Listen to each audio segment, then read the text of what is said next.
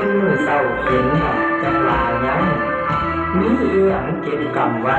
สมบัติหลายของเมืองเหนือไว้แห่งสวรรค์ขนาดเงินบาทนั้นเป็นอยากใส่ให้ผีกับยังมีคนหาเพียเอามาเก็บไว้เขาอยู่ในไตลาให้เฮ็ดบุญเอาไว้เติมหาลงขุมอบายห้องยังสิได้ซอยสู้ผู้ฟังเถิดผู้ฟังเถิด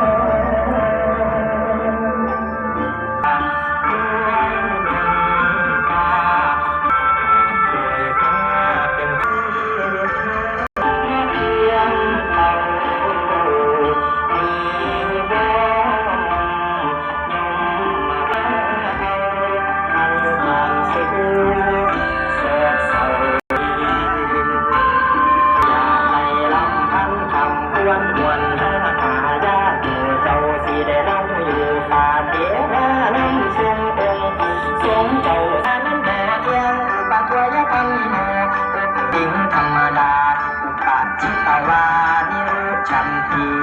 บังเกิดขึ้นราคาขึ้นตา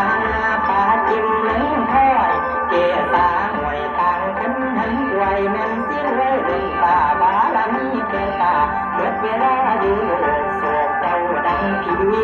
ต่อจากนี้ให้เฝ้าทำความดีมังโหรานียังว่าถึงเสียงฟ้าผู้ป่าไปแล้วสิได้เอิ้น